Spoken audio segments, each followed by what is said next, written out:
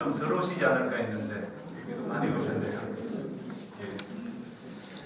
오늘은 벌써 5번째 강의가 되겠습니다. 총 12번으로 되어 있는데 중반으로 강의가 좀 접어든 것 같습니다.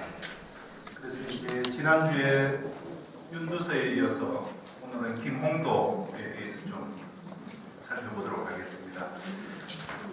2시간 정도로 말씀드리는데 조금 한계가 있어서 충분히 말씀을 드리지 못하고 좀 중요한 그림들, 잘 알려진 그림들 중심으로 말씀을 드릴까 합니다. 원래는 이 서민의 삶에 초점을 두고 준비를 했는데 보다 보니까 김홍도가 아시다시피 여러 분야에 그리지 않는 그림이 없을 정도로 많이 그렸습니다. 그래서 공중기록과부터 해서 초상화 관련 부분, 또 산수화까지 아울러서 함께 살펴보도록 하겠습니다. 여러분 이분 보신 적 있습니까? 김홍도라고 합니다. 우와. 우리 역사 속에 유명한 사람들, 인물들이 살았을 때 초상화를 그리지 못했을 경우에 후대 이제 현대 작가들이 얼굴을 상상으로 해서 그리죠. 그리고 그것을 문체부에서 국가 표준 영정으로 지정을 합니다. 그러면 이 얼굴이 이제 김홍도가 되어가지고 각종 교과서에도 실리고 또 집회에 실리게 되면 이게 실리게 되는데 김홍도가 불과 한 250년 전 300년 사이에 살던 사람이라서 그 존재감이 우리한테 굉장히 강하죠. 그래서 이 표준 영정 없어도 김홍도를 떠올리고 기억하기에는 아무 불편한 게 없어서 많이 활용되지는 않는 것 같습니다. 신랑 이종창 선생님이 그렸는데 잘 그리긴 했어요. 김홍도는 여러분 아시다시피 조선 후기에 활동한 도화서 화원이라고 볼 수 있고요. 자가 산왕이고 호가 단원이죠. 여러 개의 호가 있습니다만 단원을 대표적인 호로 썼고요. 원래는 그 가난한 서민 출신이라고 합니다. 그 집안 계보가 그렇게 양반 사대부 쪽이라고 하기에는 조금 다른 면이 있고요. 하급 무관 계열의 중인 집안 출신이다 이렇게 되어 있고 스스로의 어떤 노력과 재능으로 인해서 도화서 화원이 되었고 일찍이 화원이 되었습니다. 20살 무렵 되었고 정조의 신임을 얻어가지고 또 왕명에 의해서 어진도 그리고 여러 점의 그림들을 그리고 특히 어진을 그린 데 대한 포상으로 지방 수령까지 하게 됩니다. 정조대왕 30대 초상화를 그리고 나서는 안기 철강을 거치게 되고요. 그 다음에 40대 초상화를 그리고 나서는 이제 영통현감을 거치면서 그 이전까지는 중인 출신의 화원으로 활동을 했는데 지방관을 거치면서 이제 많은 사람들과 교육하면서 이 화원의 기량 위에다가 또 문인의 어떤 그 교양과 소양까지 겸비하게 되면서 그림이 아주 폭넓게 깊이 있게 그려지는 계기를 만나게 됩니다. 국립중앙박물관에 단원 유목첩이라고 그림이 하나 전하고 있고요. 단원 풍속도첩이라고 하는 유명한 화첩도 국립중앙박물관에 전하고 있습니다. 그래서 어진도사가 영조 때 초상화를 그리는데 한번 참여한 적이 있었고요. 37세 때 또 47세 때 정조 어진 그리는데 참여했습니다. 영조 임금이 10년마다 초상화를 그렸습니다. 그래서 한 50년 동안 많이 남겼는데 정조 임금도 그걸 따라서 10년 만에 그리려고 하다가 일찍 돌아가시는 바람에 2번밖에 못 그렸어요. 그때 김홍도가 참여합니다. 여러분 김홍도가 그린 초상화 보신 적 있으신가요? 없죠? 왜 없을까요? 그 비밀을 오늘 한번 좀 살펴보도록 하겠습니다. 그 다음에 시정과 풍물을 관찰하고 서민 생활의 참모습을 그리고자 했고 40대 이전은 좀 젊을 때는 화원으로 그림에만 전념하던 시절이었고 그림이 굉장히 충실하고 성실하면서 좀 사실적인 경향을 보이게 되고 40대 이후에는 이제 문인 취향이 드러나면서 약간 문인화적인 부분까지 섭렵을 하게 되는 것이죠. 그래서 영조, 정조대 풍속화 등 다양한 분야를 망라해서 그림을 그렸고, 또 사실주의 대화가 화원으로서 문인 화가들이 미치지 못한 굉장히 구체적이고 사실주의적이고 밀도 있는 그림들을 많이 남겼습니다. 김홍도가 20대 초반에 화원으로 활동했다는 건 어느 공식적인 기록에도 남아있지 않습니다. 그런데 국립중앙박물관에 경현당 수작연도라는 그림이 있었는데 1765년 영조 나이 71세 또 왕위에 오른 지 40주년 기념해서 행사를 가집니다. 진작연이라고 해서 그 정조가 주관을 해가지고 할아버지 영조 생신잔치 겸해서 잔치를 하면서 그림을 그렸는데 저 그림을 김홍도가 그렸다고 합니다. 그런데 그림은 남아있지 않고요. 옆에 기록만 좌우측에 발문만 남아 있습니다. 그래서 우의정 김상복이라는 사람이 이제 글을 쓰고 경현당은 경희궁에 있습니다. 서울 역사박물관 그 더 안쪽에 있었고요. 그때 이제 술잔을 올린다는 거죠. 할아버지께 그 수작연을 기념한 그림에 기문을 쓴 게 되겠습니다. 그래서 저걸 처음에 볼 때는 저 두 점이 국립박물관에 있는데 누가 기증을 했냐 했더니 박정희 대통령이 기증을 했다 그래요. 야, 그러면 혹시 그림이 분리되어 가지고 어디에 있는 게 아닐까 해가지고 옛날에 한 20몇 년 전에 저걸 한번 찾으려고 추적을 한 적이 있습니다. 그래서 영남대학교 박물관을 찾아가 봤죠. 그래서 박정희 대통령이 가지고 있던 수장품을 영남대학교에 이제 박물관을 만들어서 수장하려고 트럭 한 10대 정도 유물을 싣고 내려갔는데 학생들의 그 데모가 심해가지고 결국 박물관을 못 만들고 물건이 다시 올라왔다 그래요. 그래서 그 물건 속에 혹시 있는 게 아닌가 하면서 관심을 가졌는데 끝내 찾지는 못했습니다. 사라졌을 가능성이 큰데요. 여러분 왼쪽 기문을 확대하면 이렇게 되고요. 왼쪽 기문 왼쪽 아래 빨간 박스 표시하는 거 있죠? 저걸 확대하면 오른쪽처럼 됩니다. 근데 여기 보면 김상복이 근서, 근기, 삼가 지었다고 되어 있고요. 여기 있죠? 뭐라고 되어 있습니까? 화자, 화원, 김홍도 보이죠? 화자, 화원, 김홍도. 그 옆에는 서자, 사관, 홍성원. 글씨를 쓴 사람 사자가 홍성원 이렇게 되어 있고 김홍도가 45년생인데요. 이때 21살 때라고 합니다.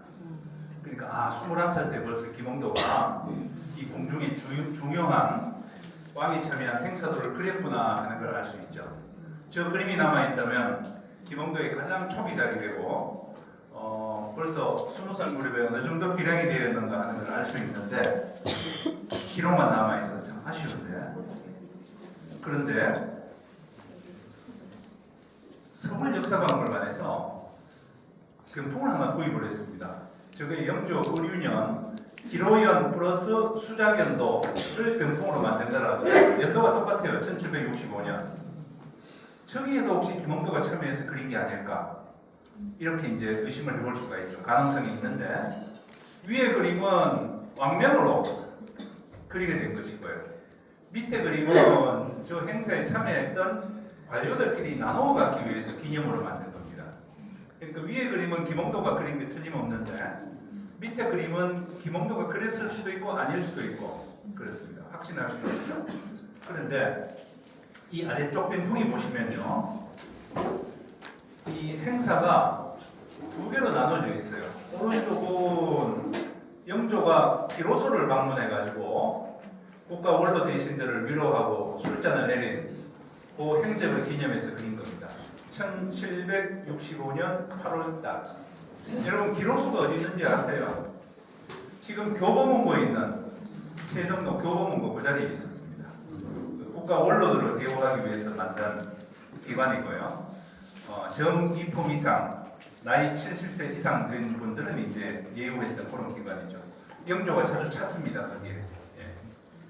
그래서 영조 자신도 아마 이 기로소의 일원으로 왕이 또 기로소의 일원이 되어가지고 신하들과 함께 또 여러 가지 모임을 갖고 한 그런 기록도 있고요. 왼쪽은 10월 11일 경연당 수자견도 아까 얘기했던 영조 즉위 40주년 71세 생신 축하 기념으로 이제 만든 그림인데 김홍도가 아까 본 것은 이런 유형을 혼자 그렸다는 거죠. 그러면 이런 그림도 혹시 김홍도적인 요소가 없을까?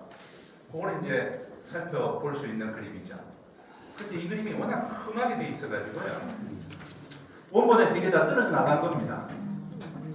그래서 이걸 이제 이 그림을 구입할 때는 보니까 엉터리로 이곳을 메워가지고 엉터리로 그림을 막 넣어 놓은 겁니다. 이런 식으로.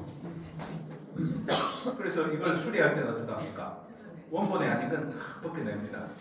원본에 아닌 건 어떤 것도 들어올 수 없게 해가지고 그래서 비어 있더라도 원본만 남기고 밑에는 비슷한 색깔로 이제 배접을 해가지고 남겨놓는 거죠. 수리를 참 많이 했어요. 그 수리 비용이 거의 구입하는 가격만큼이나 들었다. 그래서 이게 한 20년 전에 구입을 했는데 굉장히 싸게 구입했습니다. 그때로서는. 그래서 영조 등급 망파는 71세를 망팔이라고 하죠. 세손과 신하들이 진년하기를 간청을 합니다. 근데 영조는 뭐 자꾸 그런 걸 하느냐, 막 그냥 이번에는 건너뛰어라 하는데 정조가 세손이죠. 자꾸 할아버지 그러시면 안 됩니다. 정성을 받으십시오. 간청을 해가지고 여러 번 간청 끝에 잔치는 하되 수자견으로 소박하게 하라 이렇게 이제 명을 내려가지고 진행이 된 걸 화원들이 그린 겁니다. 야, 저 현장을 화원들이 어떻게 그릴까요? 저렇게 공중에서 내려다보고 그린 거죠. 그래야만 한눈에 볼 수 있습니다. 그죠? 만약에 저게 저 대문 앞에 가서 선 위치에서 보려 그러면 대문에 가리고 담장에 가려서 안쪽이 보이지 않죠. 이런 시점을 뭐라 그럴까요? 뭐라고 불러야 될까요? 네? 그만큼 맞습니다. 쉽게 말하면 들어온 시점이라고 말할 수 있죠. 이 화가의 눈을 공중에 띄워가지고 거기서 카메라가 잡아내는 듯한 경관을 화가가 그려내는 거니까요. 그런데 디테일을 한번 볼까요? 왕이 타신 가마입니다. 입구에 이제 놓여져 있고 이 궁중기록가가 디테일을 보면 아주 섬세합니다. 이제 가서 선배들이 초대받아가지고 행사에 참여하러 가는 건데 보통 보면 뭐 기록가가 좀 이렇게 딱딱합니다. 정형이 되어가지고 딱딱한데 김홍도가 그린 그림들에는 항상 저렇게 좀 여유 있는 모습들이 있어요. 뒤돌아보고 대화하고 자연스럽게 그런 게 김홍도가 그린 기록가에 나타나는 특징인데 이런 것도 뭐 그렇게 볼 수 있는 여지가 될 것 같습니다. 아주 잘 그렸어요. 그 다음에 저 나무 그림도 있죠. 저건 보면 뭐 김홍도 20살 때 그린 상수화 같은데 보일 정도로 나무가 굉장히 활달하고 필치가 좋고요. 또 소나무 같은 거 그린 건 굉장히 또 치밀하게 그렸습니다. 그래서 이 그림도 단정할 수는 없지만 김홍도의 필치가 어딘가는 들어있지 않을까 그렇게 추정을 합니다.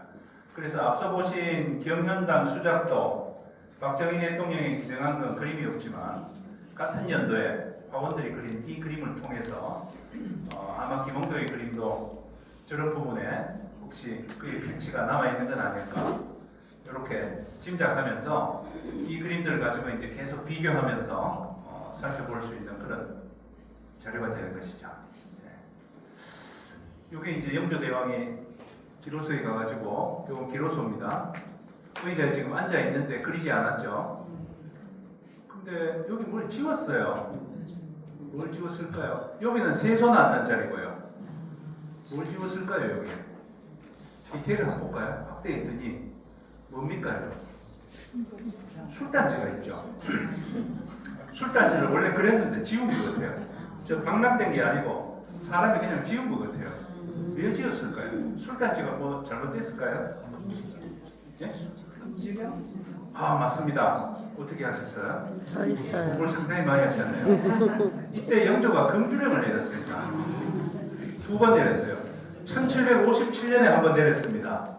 어제 계주 유눔이라고 해서 이 술을 경계하라고 하는 백성들의 포고문을 내렸습니다. 백성들이 한자를 모를까봐 한글까지 넣어가지고 포고문을 만들었죠. 근데 그래서 영조가 제일 싫어했는 게 술 마시는 거하고 사치하는 거 제일 싫어했다 그랬어요. 그래서 관리들이 모범을 보이라. 이 보니까 전국에 술에 취해가지고 이 참 백성이고 관료고 이래가지고는 우리가 잘 사는 나라 만들기가 힘들다. 관료들도 모범을 보여라 해가지고 이제 했는데 잘 지켜지지 않습니다. 그래서 그로부터 5년 뒤에 1762년에 영조가 더 강력한 어제 경민음이라고 해서 포고문을 한 번 더 내립니다. 여기 보시면 오호라 내가 너희 부모된지 그 몇 해네요. 이 왕 자신을 백성들의 부모라고 얘기합니다.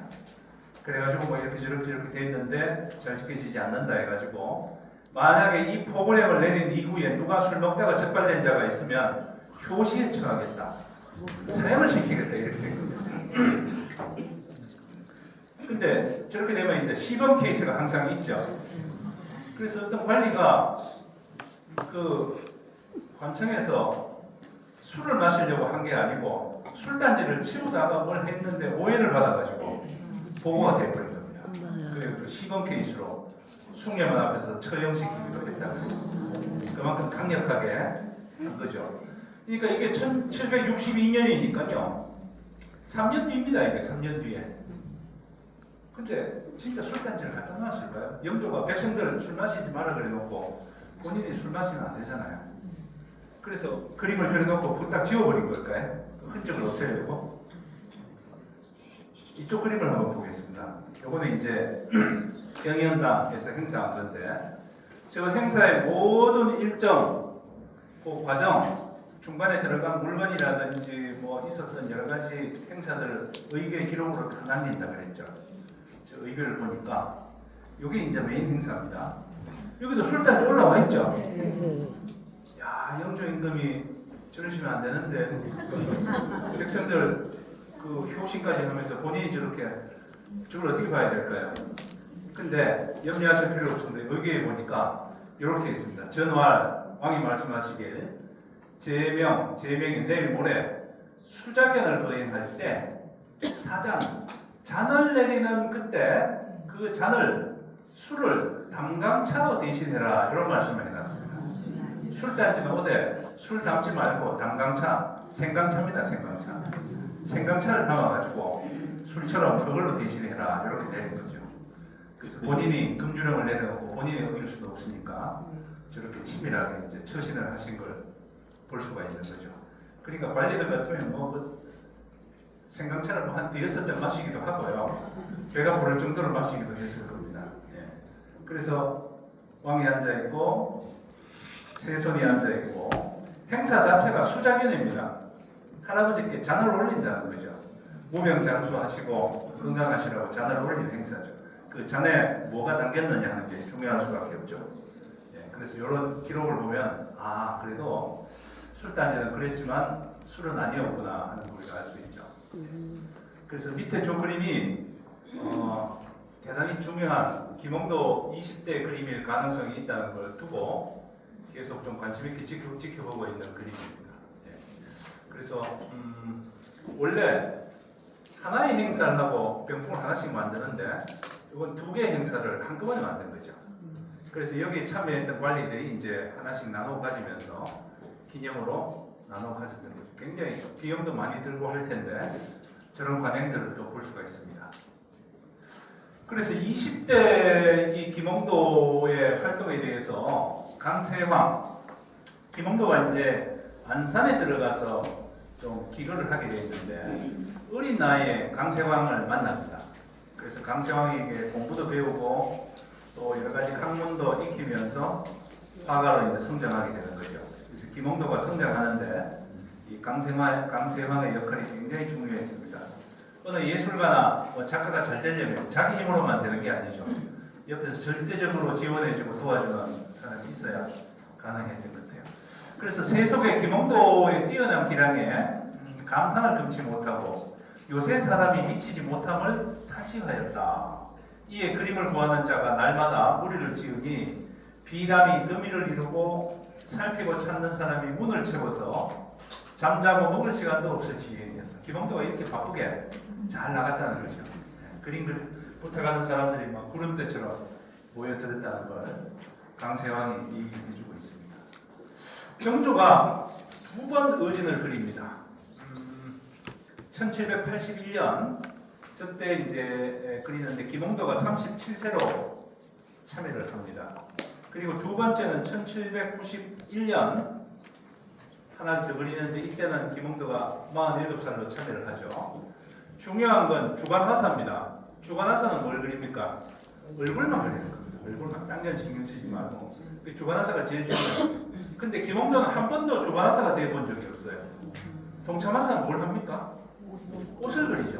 김홍도가 옷만 그리는 겁니다. 그리고 이제 수정화사는 여러 가지 배경, 의자 김 올리는 걸 그리는데 분담이 되어 있는데 김홍도는 늘 동참화사로만 등장을 합니다. 얼굴 그리는데 한 번도 참여한 적이 없어요. 왜 그럴까요? 위에 거는 익성관이라 그래서 골룡포를 입을 때 주로 쓰는 거고요. 강사포부는 또 다른 복식이죠. 예. 그렇게 옷을 바꿔가면서 그린 건데 김홍도는 늘 동참화사로만 등장을 합니다. 그리고 사대부 초상 중에서도 김홍도가 그린 건 이명기하고 합작을 한 건데 이명기가 얼굴을 그리고 김홍도는 몸을 그렸다고 그러죠. 예. 김홍도는 얼굴을 그리는데 뭔가 좀 콤플렉스가 있었던 것 같습니다. 원래 그 대가도 취약한 점이 있죠. 대가도 흑점이 있습니다. 그 흑점이 아마 이 초상화 그리는 데 있지 않나 싶어요. 그래서 옷은 참 잘 그립니다. 이 옷이라든지 기분은 참 잘 그리는데 얼굴을 그리지 못하는 것 같아요. 얼굴만 그리면 꼭 풍속화에 나오는 그 사람들처럼 그렇게 되나 싶기도 하고 분명히 여기도 무슨 이유가 있습니다. 의진도 참여 못했던 거죠. 그래서 다 잘하는데 대가도 그 취약한 점이 있거든요. 김홍도가 이 초상화에 좀 약했던 게 아닌가 그런 생각을 해볼 수 있습니다. 그래서 김홍도가 그렸던 초상화가 한 점도 남아 있지 않습니다. 그죠?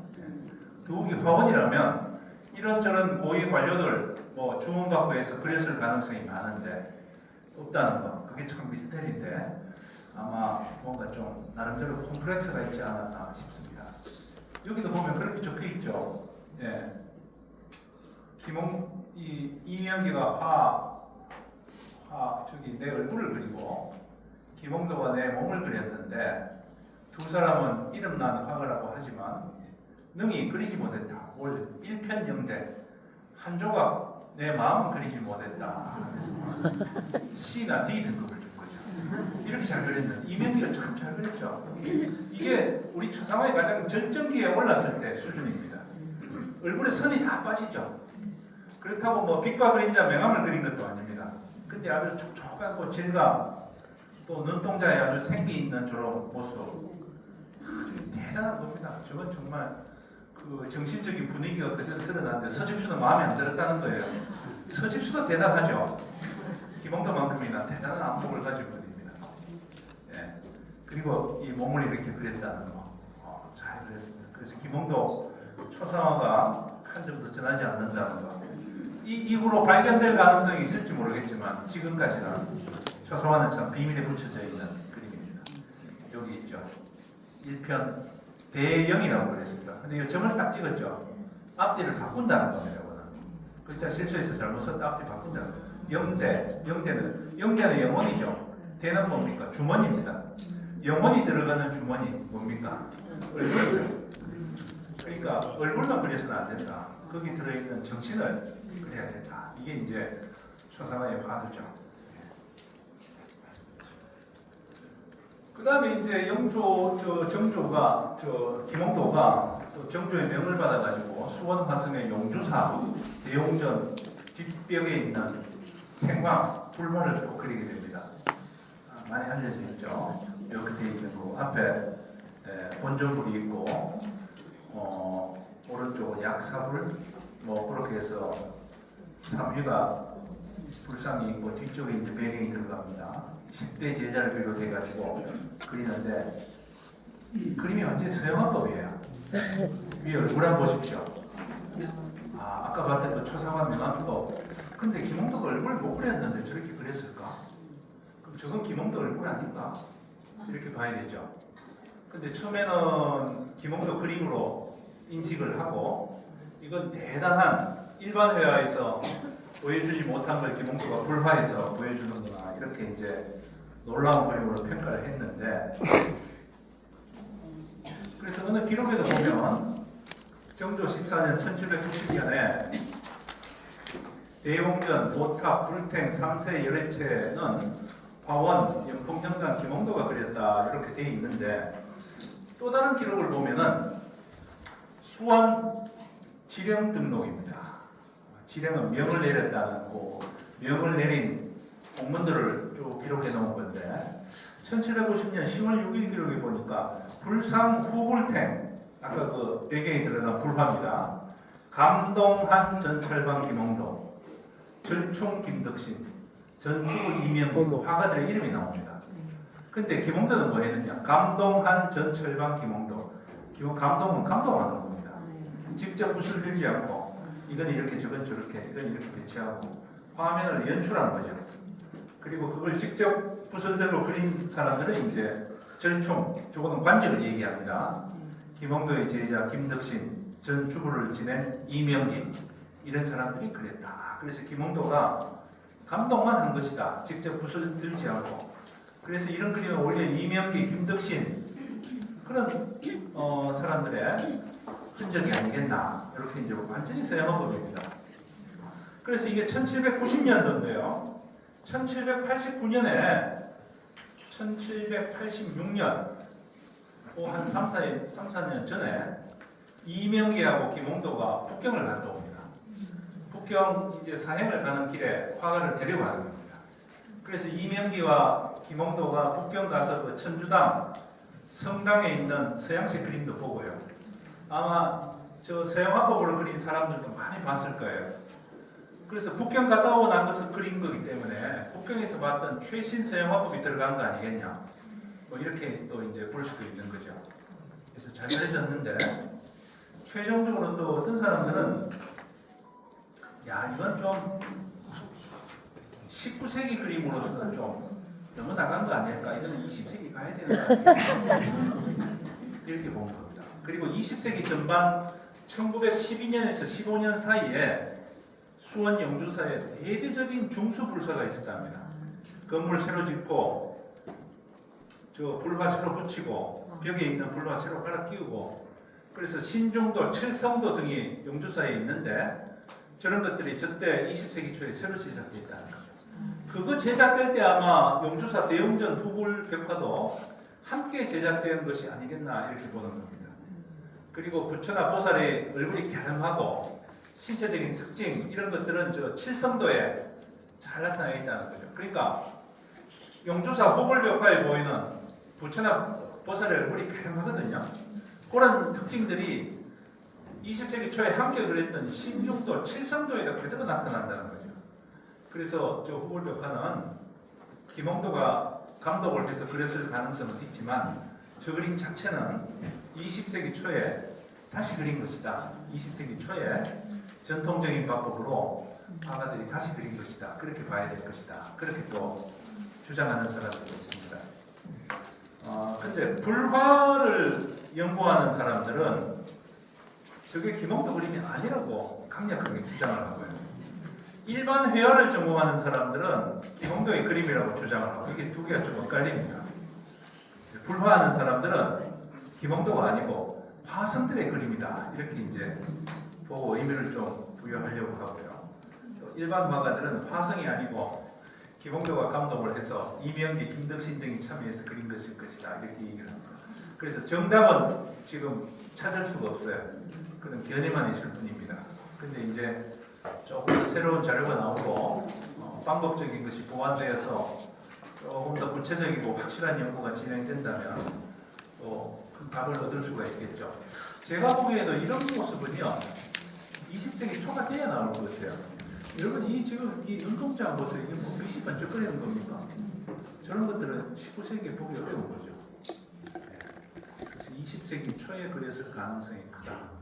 그리고 불화에 등장하는 저런 인물, 뭐 10대 제자 이런 형상들이 서양화법으로 그려진 경우는 극히 드문데 이건 아주 특이하게 그려졌습니다. 용주사가 아버지 사도세자를 그 현능원 능을 관리하고 이제 지키는 그런 역할을 했던 사찰이니까 정조 임금이 특별히 지원을 많이 해줬던 사찰입니다. 그래서 그림도 김홍도 이명기 보내가지고 그리게 했었고, 그래서 이게 지금 그때 원본인지 20세기 초에 그린 건지 아직 정확히 결론은 내리기 힘든 그림으로 남아 있습니다.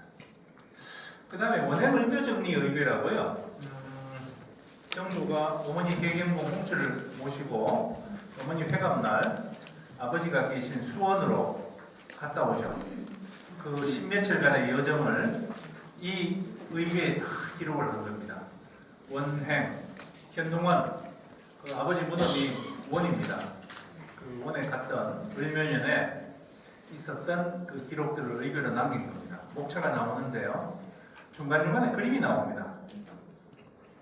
판화로 된 거죠. 그런데 이 판화는 정말 새기기 어렵습니다. 이게 전부 저 선을 양각으로 새겨야 되거든요. 음각이 아니고. 저 하나는 선을 남겨놓고 나머지를 다 깎아서 파내야 되는 거죠. 우와. 굉장히 정교한 작업이고 시간도 많이 걸립니다. 그래서 이런 행렬 같은 거 보면 굉장히 자연스럽죠. 저기 보면 이제 그 왕이 탄 가마도 지나가고 옆에 군사들이 도열해서 가는데 저런 도술 하나하나를 김홍도가 이제 다 기획하고 초안을 잡고 했는 데 있어서 김홍도의 역할이 아주 큰 걸로 김홍도가 참여해서 이제 만든 걸로 파악이 되고 있습니다. 저것은 그 다리 건너는 장면이죠. 한강을 건너는 장면이죠. 배달. 저때도 보면요, 배를 36척인가 이렇게 갖다 대고 위에 합판을 깝니다. 깔면 사람만 건너갈 수 있죠. 그럼 그렇게 건너가면 될 텐데 그 위에 또 흙을 깔았다 그래요. 한참 얼마나 힘듭니까? 거기다 또 홍살문을 3개나 세웁니다. 이 홍살문을 하나, 2개, 가운데 하나 있나요? 홍살문이 3개를 세웠다고 되어 있습니다. 백성들 너무 힘들었겠죠. 한강변에 사는 백성들.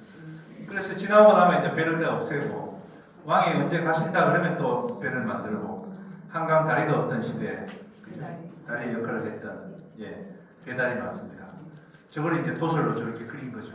그 현장에 도설로 그리고 저런 도설이 여러분들 아시는 그 행사도 공중 행사도 기록화로 그려질 때 저런 구도 저런 모습으로 이제 그려지는 거죠. 저런 것들 다 김홍도가 그래 투시법이 들어간 거죠. 서양의 투시법이 들어가서 그죠? 앞이 넓고 뒤가 좁아지면서 원근법, 공간감도 들어가면서 그런 서양 화법의 어떤 변화를 몸소 실천하면서 그림으로 남겼던 여기에서도 이제 김홍도의 화원으로서의 역할을 우리가 볼 수 있습니다. 그 다음에 1800년 정조 임금이 돌아가시기 전에 김홍도에게 의뢰를 해서 그림을 그리게 합니다. 주부자 시의도, 주부자는 주자입니다. 주자. 주자 시의도, 주자가 지은 시. 주자가 이제 그 예를 들어서 백성들의 삶에 있어서 여러 가지 근검절약하고 어떻게 하면 좀 잘 살 수 있는 세상이 되겠냐 하는 의도에서 남겨놓은 시가 있는데 그 시를 그림으로 바꾸어 그리는 걸 이제 김홍도에게 지시를 합니다. 그리고 그 시를 위에 쓰고 옹화라고 하는 그 성리학자가 그 시에 대한 해설을 간단하게 남겨놓은 게 있습니다. 그거까지 이제 써놓은 거죠. 시가 있고 그 시 내용을 그림으로 이제 번안한 겁니다. 정조가 아주 좋아했던 그림이고 직접 김홍도에게 명을 했던 거죠. 그래서 김홍도가 1800년 정조 돌아가시기 전에 정조께 올렸던 8폭 병풍인데 2폭은 없어지고 현재 6폭만 남아 있습니다. 자, 그림 한 2점만 볼까요? 왼쪽은 생조 거상도라고 부르는 겁니다. 아침에 일어나서 어머니에게 술잔 올린다는 건데요. 주부자 시 내용이 위에 쭉 있는데 시 내용은 지금 여기서 잠깐 생략했습니다만 굉장히 평화롭고 뭐라 그럴까요? 풍요로우면서도 어머니를 모시고 예우하는 그 가정 내 분위기가 잘 묘사되어 있습니다. 왼쪽을 볼 확대한 게 이거거든요. 어머니 독상 딱 드리고 모셨죠. 그 다음에 이 아들들하고 따로따로 이제 식사를 하고 있는데 어머니께 술잔 올리는 거죠. 어머니 오늘 건강 괜찮으세요? 예, 건강하십시오. 그래서 술잔 올리고 아주 평화로운 가정의 그 모습을 보여주고 있죠. 예. 이게 이제 시 내용을 이렇게 그림으로 바꿔서 그린 건데요. 하나는 요거과의 구체적인 거. 이게 이제 총탕 맥반도라고 합니다. 총탕이라는 것은 팥국. 저 총자는 팥총자거든요. 팥국이 너무 맛있습니까? 그냥 뭐 맹물에 그냥 파 넣어가지고 끓인 거죠. 그래서 팥국의 보리밥, 맥반 이거는 그 가난하면서 청빈한 삶을 상징하는 용어라고 볼 수 있습니다. 그래서 이 주자가 지은 시가 저렇게 되어 있습니다. 총탕, 맥반, 양상의 팥국의 보리밥이 서로 잘 어울리니 밑에 보면 파는 단전을 길러주고 보리는 허기에 도움이 되네. 이 가운데 무슨 재미가 있냐고 말하지 마소. 그래서 팥국 먹고 보리밥 먹는데 그게 무슨 재밌냐고 묻지 말라는 거죠. 앞마을에는 오히려 밥 못 짓는 데도 있다고 하네. 앞마을에는 밥 못 먹는 사람이 부지기수다. 이 가난한 시절에 팥국과 보리밥 먹는 것만 해도 얼마나 행복한 거냐. 이걸 얘기하는 건데 여러분 그림을 한번 보십시오. 그래서 총탕 맨방 그림은 이 가난함의 상징인데 이게 지금 저 집이 그렇게 가난한 집이 아니죠. 부자 집이에요. 그리고 시정도 있고 그리고 술에 끄는 사람까지. 이건 보통 승용사에 운전기사분이 있다니 승을 잘 집안 도와주는 하인도 있고 여기서 팥국 끓여 먹어봐야 이게 뭐 이만한 부잣집이 좀 안 어울리죠. 잘 살더라도 항상 이 근검절약하면서 한다 뭐 그런 의미가 있는 거예요. 그래서 웅화가 이제 옆에 요거는 주자의 시고요. 웅화 옆에 간단하게 달았습니다. 원앙은 백성의 고통을 자기 아픔처럼 여겨서 추위에 얼고 굶주리는 일이 없게 하였다. 백성들이. 그러니까 백성들의 고통을 자기가 아픔처럼 여겨가지고 백성들이 추위에 얼고 굶주리는 일이 없게 하였다. 그렇게 딱 적어놓고 그 정조가 싹 마음에 들어하는 그 문구를 적어놓는 거죠.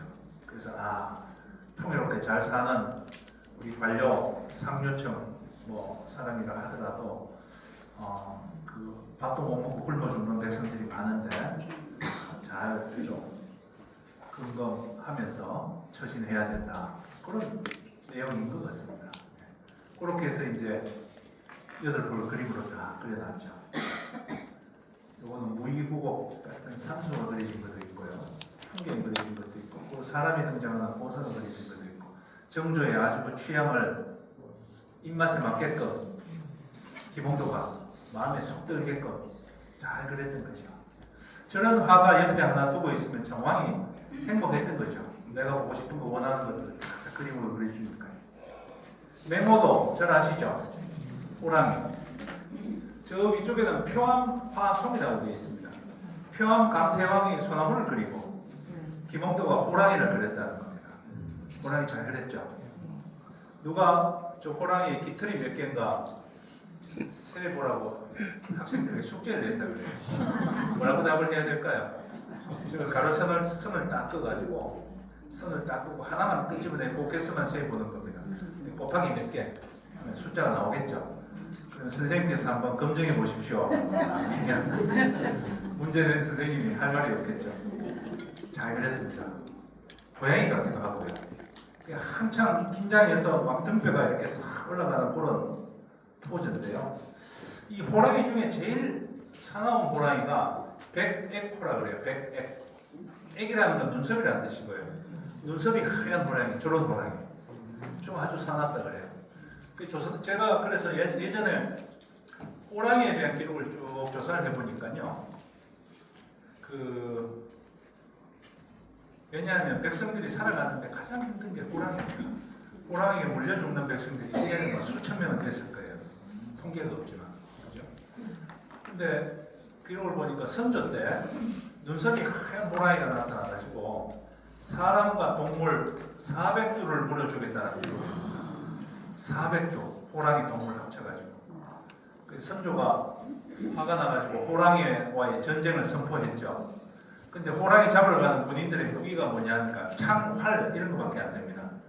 그거는 호랑이한테 대적이 안 되죠.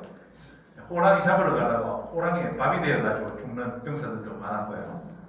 그래서 제일 권장했던 게 뭐냐 하면은 틀, 함정을 만들어가지고 잡는 거. 그걸 제일 권장을 했다고 해요. 근데도 호랑이를 그렇게 효율적으로 제압을 못합니다. 근데 조선 후기에 오면 좀 해결이 돼요. 어떻게 해결되냐면 조총이 들어오면서 총이 들어오면서 이제 호랑이 잡는 게 이제 제압이 되는 겁니다. 근데 문제가 뭐냐 하니까 이 군인들에게 총을 주고 호랑이 나타나면 잡으라 그러면 군인들이 막 목숨 걸고 안 합니다. 그냥 숨고 피하고 이래요. 그래서 그 군인들을 적극적으로 호랑이 잡게 하려면 뭡니까? 상을 줘야 되는 거죠. 그래서 호랑이를 맞춰서 명중시키는 병사들에게는 후한상을 줘야 돼요. 그러니까 너무 총을 많이 쏘는 거예요. 호랑이 한 마리 죽었는데 총이 막 10몇 발을 받은 거예요. 그럼 이 총이 누구의 총알에서 나온 거냐? 이걸 찾기가 힘들죠. 그래서 총 들고 있는 병사들 전부 상을 줬다. 이런 또 기록도 있고요. 그래서 그런 호랑이인데 참 우리 사람에게는 철천지 원수죠. 그런 호랑이 모습을 이렇게 그림으로 그렸습니다. 잘 그렸고요. 근데 김홍도가 이런 걸 그리니까 이제 비슷한 그림들이 또 이제 등장을 하는 거죠. 약간 이제 김홍도보다 실력이 떨어지는 화원들이나 민화로 가는 그런 그림들이 이제 이런 걸 보여주죠. 그래도 흰 눈썹이 그대로 남아있죠. 이거는 김홍도하고 임희지가 합작으로 그린 겁니다. 대나무는 임희지가 그리고 호랑이는 김홍도가 그리고 위에 그렇게 적어놨습니다. 세상 사람들은 간혹 호랑이를 그릴 때 이 호랑이를 개처럼 그릴까 내가 그걸 걱정한다. 호랑이를 그렸다고 하는데 개처럼 그려라. 그래서 이 그림은 도리어 진짜 호랑이가 자괴감을 갖게 한다. 이거 재밌는 표현입니다. 진짜 호랑이가 와서 울고 간다는 거죠. 너무나 잘 그려놓으니까. 호랑이 나보다 더 잘 그려놓으니까. 그런 비유적인 표현입니다. 그 조선에서 사는 김홍도가 호랑이를 그리고 수호롱 임희지가 대나무를 그리고 능산도인 황기천 내가 평을 쓴다. 이렇게 딱 기록해놨죠. 그러니까 이건 뭐 김홍도의 그림이 될 수밖에 없는 거죠. 그래서 김홍도는 또 합작으로 들어가는데 호랑이는 본인이 다 그렸어요. 두 마리를 그렸는데 거의 비슷하죠. 오른쪽도 보면은 흰 눈썹이 저렇게 딱 들어가 있습니다. 근데 이런 호랑이를 그리는 화가들이 이제 조선 후기로 오면서 까치 호랑이가 등장을 하는데 화원들의 그림에서는 절대 까치가 등장하지 않습니다. 민간 화가들 그림에서만 까치가 등장하는데 유일하게 제일 오른쪽 요 그림에만 까치가 등장해요. 자, 김홍도가 이런 걸 그렸죠. 비슷한 아류 그림이 또 그려집니다. 홍장중이라는 화가가 또 이런 토상 비슷하게 또 그리죠. 그 다음에 마분후라고 고양이 잘 그리는 화가인데 그 사람이 또 이렇게 그립니다. 하나의 포즈가 비슷비슷하게 이렇게 변형돼서 그려집니다. 그려지는데 여기 까치가 한 마리 딱 들어가 있죠. 화원들은 까치를 잘 안 그리는데 워낙 까치 호랑이가 유행을 하니까 나도 한번 그려볼까 해서 한번 그린 것 같아요. 1800년 연도가 나옵니다. 그래서 이 호랑이 그림들이 이렇게 되어가지고 나중에 이제 민화로 가는 그런 과정을 또 보여줍니다. 제가 호랑이를 판별하는 법, 중국 호랑이, 한국 호랑이 판별하는 법을 한번 말씀드렸나요? 이마를 보면 이마에 표범 무늬가 찍혀 있으면 그 한국 호랑이일 가능성이 크고요. 표범 무늬가 아니고 그냥 무슨 문양이 있는데 좌우 대칭형의 문양이 들어간 게 있습니다. 다이아몬드형 같은 이런 거. 이런 문양이 들어간 거는 대부분 국적이 우리나라 호랑이가 아닐 가능성이 굉장히 큽니다. 그래서 중국 호랑이, 일본 호랑이 막 섞어 놓으면 한국 호랑이는 표가 나요. 여러분 보시면 다 골라낼 겁니다. 중국, 일본 호랑이 보면 약간 좀 이질감이 들거든요. 그거는 한국인의 미감이나 정서에 안 맞다는 거죠. 네. 그래서 이런 호랑이 그림의 계보를 만들어 볼 수 있죠. 네. 여러분 단원 풍속도첩이라고 들어보셨죠? 국립박물관에 있고요. 여기에 여러 점에 13점의 그림이 들어있는데 저 그림이 한 10여 년 전에 크게 이슈가 된 적이 있습니다. 왜? 저 그림의 절반이 가짜다. 아니다, 전부 다 가짜다. 뭐 이렇게 돼버린 게 있거든요. 저기에는 김홍도의 3대 명화가 들어 있습니다. 3대 풍속화의 명화가 뭡니까? 실험, 서당, 그 다음에 무동이라고 있어요. 그 세 가지가 대표 그림인데 그걸 다 가짜라고 해버리면 이 김홍도의 어떤 존재감은 없어지는 거죠. 근데 그 그림도 괜찮아요. 보기에 큰 문제가 없는데 심각하게 한번 논의가 된 적이 있습니다. 그래서 어느 미술 감정을 전공했다고 하는 분이 13점 중에 6점이 가짜다. 자꾸 가짜 얘기하니까 문화재청에서 신경 쓰이는 거죠. 뭘 자꾸 가짜를 그러냐. 그래서 학자들을 동원해가지고 한번 조사를 했어요. 근데 그 중에 한 분은 전부가 가짜다. 또 이런 얘기를 하시는 거죠. 굉장히 혼란스러워졌는데 시간은 지났지만 그게 완전히 해결은 안 됐습니다. 그래서 주장하는 걸 보면 이 그림은 1918년 조선 총독부에서 구입을 했다 그래요. 김홍도의 인장이 있어가지고 김홍도의 그림으로 봤다 그래요. 근데 인장이 좀 이상합니다, 여러분. 저렇게 큰 인장이 이렇게 작은 그림에 이렇게 찍힌다는 자체가 좀 어울리지가 않아요. 여기 조금 더 작은 도장이 들어가야 맞거든요. 큰 도장이 찍혔다는 게 이해가 좀 잘 안 가고, 그리고 이 도장도 종이가 찍혔죠. 종이가 찍힌 위에 인주가 지나갔어요. 그리고 저거는 후대에 찍었다는 거죠. 도장이 없다가 원본에 도장이 없는 거예요. 없다가 거기에 그림에 약간 스크래치가 났는데 그 자리에 인장을 찍은 겁니다. 그럼 스크래치 자국에는 인장이 안 찍혀야 그게 오리지널이 되는데 종이가 벗겨졌는데 그 벗겨진 데 인장의 인주가 이렇게 묻어 있다는 겁니다. 그러니까 이거는 후대에 찍은 것이다. 저 도장 하나만 가지고는 김홍도라고 할 수 없다. 저 도장은 믿을 수 없는 도장이다.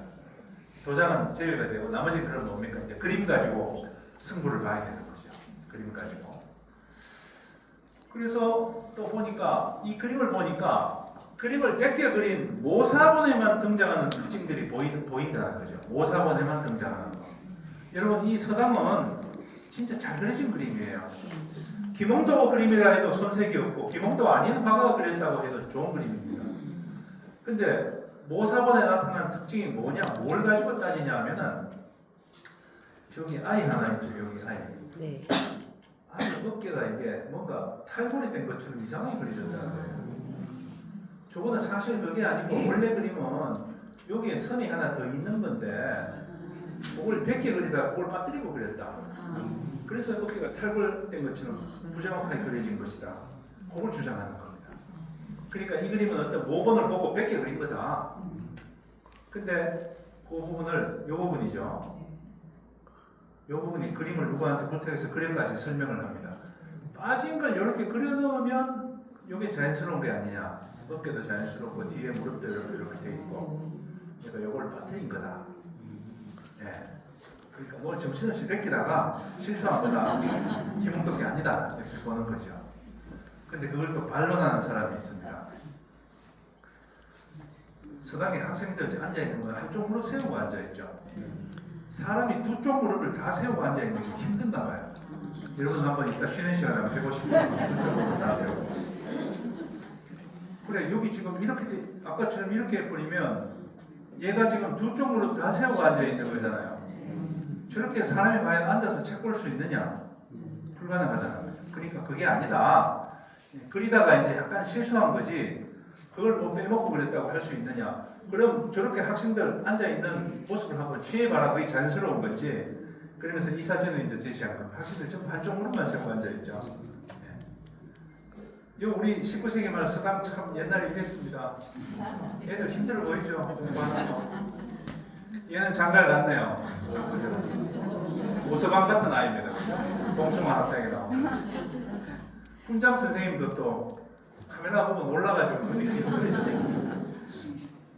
아이들 앉아있는 모습인데 그래서 이거는 김홍도 그림이 아니다. 이 100개 그리다가 실수한 거다.